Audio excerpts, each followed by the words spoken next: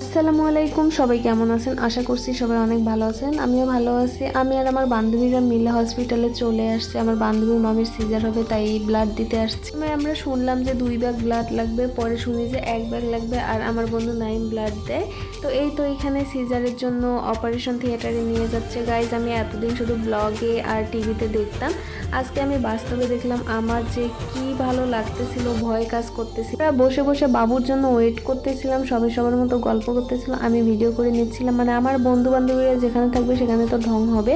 আমি আর নাইম এখানে ভিডিও করতেছি, পাশে একটা ভাইয়া ছিল, ভাবলাম যে ভাইয়াটারও একটু ভিডিও করে নেই। যে আপনারা বিশ্বাস করবেন না, আমাদের জ্বালায় ভাইয়াটা পরে সিট থেকে উঠে গেছে, আর সাদিয়া তো এইদিকে ঘুমাচ্ছিল আর কি কি যেন বলতেছিল। সে নাকি অনেক খুশি। ওর কান্না শুনে আমরা তো বাহির থেকে সবাই ভিতরে দৌড়াই গেছি। এই তো বাবুকে নিয়ে আসবে, বাবুকে নিয়ে এসে তার নানির কোলে দিছে, আর সবাই অনেক খুশি হয়েছে। মানে মামা তো কোনো কথাই বলতে পারছিল না। আমরা দেখতেছিলাম আর আমি ভিডিও করে নিচ্ছিলাম।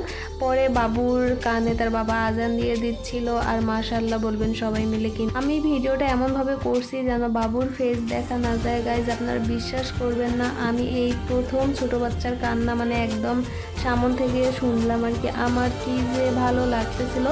আমরা এখন চলে আসলাম, 6টা বাজে গেছে। এখানে রিক্সায় আমাকে কোলে নিছে। আমার তো একটু ওজন নাই। পরে নাইম বলতেছে আমারও একটু ভিডিও করে। একটু পরে রাস্তায় এত পরিমাণ জ্যাম ছিল, আমি তো ঘুরে ঘুরে ভিডিও করতেছিলাম। আর কোলে বসতে আমার ভালোই লাগে। আর সাদিয়া কি যেন আমাকে বলতেছিল।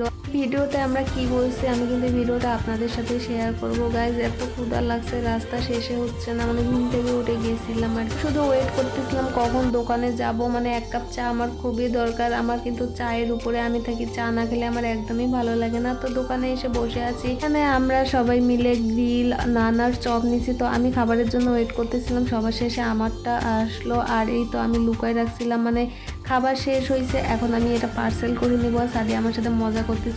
এই তো নাইম খাচ্ছিল। দেখে আপনারা কারা কারা খাবার শেষ করতে না পারলে বাসা নিয়ে আসেন, কমেন্ট করে জানাবেন। আমি দেখেন খাবার শেষ করতে পারিনি, দেখে আমি পার্সেল করে নিচ্ছি, আমি রুমে এসে খাবো। তো খাওয়া দাওয়া শেষ, এখন বের হব। আর বের হয়ে দেখি ফুটপাতে এত ভিড়, মানে এখানে অনেকগুলো দোকান বসছে। আর আঙ্কেলটা বলতেছে ভিডিও তো করছেন, আবার সাইডা দিয়েন না, আমাদের অবস্থান হলে খারাপ করবে। তখন আমি ওনাদের সাথে অনেক তর্ক করছি যে আপনারা কেন ফুটপাত দখল করে রেখে দিচ্ছেন।